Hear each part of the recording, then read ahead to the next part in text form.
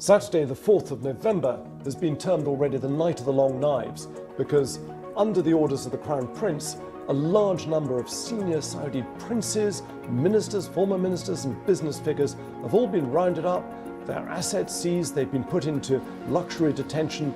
This is unprecedented in Saudi Arabia. These are big public figures and they've been publicly humiliated and accused, so officials say, of corruption and abuse of power. This is also being seen as a power grab by the Crown Prince. He is now consolidating all the reins of power into his hand. Breaking news about the arrest and the detention of 11 very important princes and more than 20 senior figures that were arrested by Mohammed bin Salman on the orders of Mohammed bin Salman. And later on, an hour later, it was broadcasted, or it was announced that of course, via Twitter. All of this is via Twitter because we cannot get anything from any media channel. So via Twitter, it was announced that the Ritz-Carlton is actually the new prison. And we knew that only because of the memo that was sent out by the Ritz-Carlton to the actual guests there, asking them politely to leave. So there we go. It was, and the memo said that it was a matter of national security and an urgent matter by the government that we need you, we ask of you to leave. So we're talking about a 5 or maybe 7 class star hotel that is very, very luxurious, that actually hosted the Donald Trump summit that happened I think it was 2 months or so ago, but it was midsummer. And so it's that, and it's the same hotel. We'll talk about that too. It's the same hotel that Mohammed bin Salman had hosted the convention about the technology. We all heard about Sophia, the robot who was given the Saudi nationality, and we heard about the new city, the new intelligent city that bin Salman wants to build, which is Neom. That it was hosted just days before in that hotel, in the Ritz-Carlton. And we started linking the manner that bin Salman was able to arrest all of these princes at once, meaning that they were in the country all together because of that convention. He did that convention to bring all the local and international and regional investors into the country to come watch what the new investments in Saudi Arabia for his 2030 plan is for this new Neom city, smart city, which, by the way, Al-Walid bin Talal refused to invest in, which is also a big question mark. Why would he refuse? So that the Saudi Crown Prince is absolutely right in that he needs to reform the Saudi economy. It's got this huge dependence on oil that will one day run out. So to that end, he's announced plans for this massive Vision 2030 and a huge mega city, a $500 billion mega city in the desert that's going to have robots and drones and driverless cars, and there'll be zones where men and women can mix publicly, and there'll be entertainment, cinemas. These things are unprecedented in conservative Saudi Arabia. Driving it through is very much his vision. Anybody who gets in the way of that, he's making sure that they are removed. Of Saudi Arabia.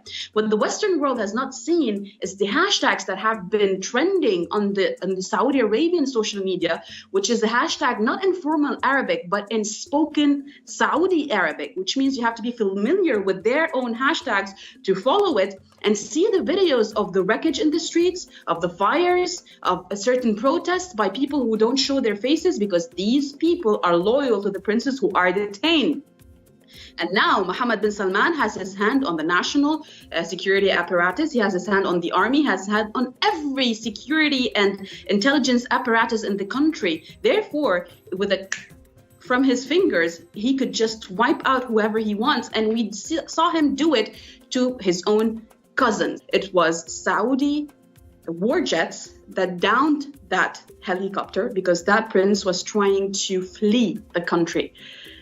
So if that's not a purge, I don't know what we can call it. It's not a family feud, obviously, because you don't kill your members of the same family.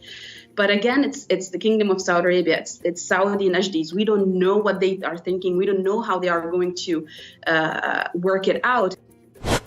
Ministers, former ministers and business figures have all been rounded up, their assets seized, they've been put into luxury detention. This is unprecedented in Saudi Arabia. These are big public figures and they've been publicly humiliated and accused, so officials say, of corruption and abuse of power.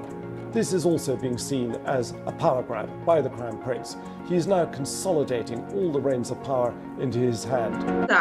With all that, just breathing that in, breathe out what Thamir al-Sabhan, who is the state minister or minister of state of the Gulf affairs of Saudi Arabia, who is by definition the person holding the file of Lebanon, which means he is responsible of what goes politically and militarily inside of Lebanon, because this is how people with tendency of occupation think. So he's responsible of that, and he has been issuing all sorts of statements of warmongering statements, saying that now we are in a state of war with Lebanon because the government of Lebanon is still backing up Hezbollah, is still resisting the fact that Hezbollah needs to be destroyed. He's talking about the lives of humans as if they are flies. He wants to bomb Dahieh. Dahieh, the terminology Dahieh literally means suburbs. It is the suburb of Beirut, and it's known through the mainstream media that Dahieh is Hezbollah's stronghold. Look at me. I'm speaking to you from Dahieh. Trust me, if you want, I'll take you on a trip via Skype any time of any day or night and show you that it's not. It's a big lie, because people cannot comprehend the fact that Hezbollah is the people. It's not an organization. It is a social, political, military organization, which means it is through the people, by the people. Therefore, Thamir al-Sabhan is threatening the Lebanese civilians to a war that would result in thousands of deaths because he sees Hezbollah as a threat. I don't know why, because Hezbollah is a threat to Israel, not to him, but this is how he sees it. So basically, all of this put together with the last tweet that I read before I came on with you on the show was a tweet by a Saudi opposition leader who's residing outside of Saudi Arabia. He's known by the hashtag, it's @MBC_1, I think. If not, I'll correct it later on via tweet.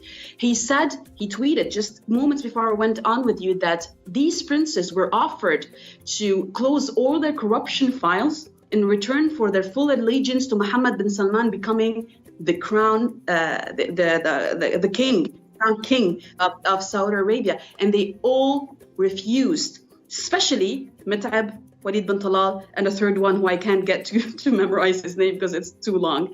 So these three main princes refused. The others are refusing. The senior figures, businessmen and officials refusing. And because of that, a new wave of arresting and detentions have taken place over the past few hours as well. After nearly 2.5 years of military campaign in Yemen, the Saudi-led coalition is no closer to achieving its objective. That's according to a new confidential United Nations report. The Middle East is one of the most complex regions in the world. Currently, there are 4 failing states and 3 wars, with major powers increasingly taking opposite sides. Countless armed militias and terrorist groups are spreading violence across borders. The region has seen conflict after conflict going back well into the 20th century. But among all the uprisings, civil wars, and insurgencies, 2 countries always seem to be involved: Saudi Arabia and Iran. They're bitter rivals, and their feud is the key to understanding conflicts in the Middle East. The Saudis and Iranians have never actually declared war on each other. Instead, they fight indirectly by supporting opposing sides in other countries and inciting conflicts. This is known as proxy warfare, and it's had a devastating effect on the region. Countries, especially poor ones, can't function if there are larger countries pulling strings within their borders. The war in Yemen, is the Arabian equivalent to the war in Vietnam. Here we find 2 of the biggest powers in the Muslim world supporting different sides of the conflict. On the one hand, we have the Yemeni government supported by Saudi Arabia and all their allies, including the United States, and on the other side there are the revolutionaries backed by Iran. And between these 2 sides, there is the Yemeni branch of Daesh, or the so-called Ansar al-Sharia movement. Let's have a look at the history. Who is who in Yemen? The first thing we need to understand is that this is not the first time Yemen has had a civil war. In fact, this is the third one in just 25 years. Yemen is a country divided by both ideology as well as religion. Indeed, before the 1990s, Yemen was split into two different countries. We had South Yemen with a communist government, and then there was North Yemen who had a pro-Saudi government. And the guy you are seeing on the screen now, Ali Abdullah Saleh, who was the president of the North, started ruling over the entire country from its capital, the city of Sana'a. Believe Saudi Arabia is acting with such hostility towards Lebanon at this moment? Particularly, why is the accusation that the country has been, quote, kidnapped by Hezbollah significant? It is true that Hezbollah is in contact and is helping the Yemenis who are fighting the Saudis. That's not a secret. But in wars, the Yemenis who are fighting the Saudi alliance supported by the United States, the UK, France and Spain have the right and naturally will seek assistance from abroad to defend themselves. Very important. We have two main channels in Lebanon that are directly funded by Saudi Arabia, which are LBC and MTV, who keep stirring up some sort of sectarian, if not sectarian, some sort of a division between the Lebanese themselves. But the thing is, and this is a first, all the heads of political blocs and all the religious personnel in Lebanon, we know religion is a very, very important part of the Lebanese political spectrum. They all stood together with one stance behind the president, saying that whatever the case is, we just want Saad Hariri back. We want to know that the prime minister is okay and is in good health, and everything else will be dealt with later on. He just needs to come back. And today, our president, Michel Aoun, told his guests that the presidency did not accept the resignation of Saad al-Hariri, and technically he is still the prime minister of Lebanon. And to prove that, he changed his cover photo on Twitter. Our president changed his cover photo on Twitter to a photo where he's sitting in the middle, and he has on his right hand Nabih Berri, the speaker, and then on his left hand, Saad al-Hariri, the prime minister. So if that's not a huge message, what do they want more? And we started listening to a lot of bad word of mouth and statements coming from the Saudi channel against our own president, and trying to diss him or trying to speak bad about him by using terminologies that are very insulting. For example, they think that they are insulting him by saying that Christian man. Excuse me? They are trying to insult our president by naming or branding him as a Christian. First of all, of course he's Christian, and we are proud of that, because this shows that we are, as Lebanese, actually a very diverse and very different society that accepts to have a Christian president in a region that is wrecked by extremism, especially Islamic extremism.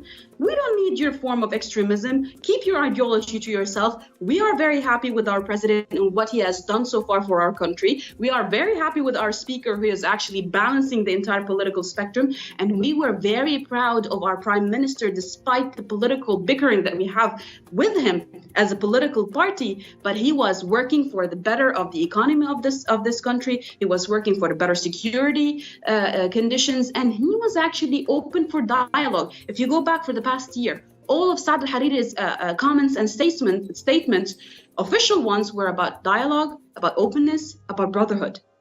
They didn't like that because they want sectarianism, killing, and blood. Well,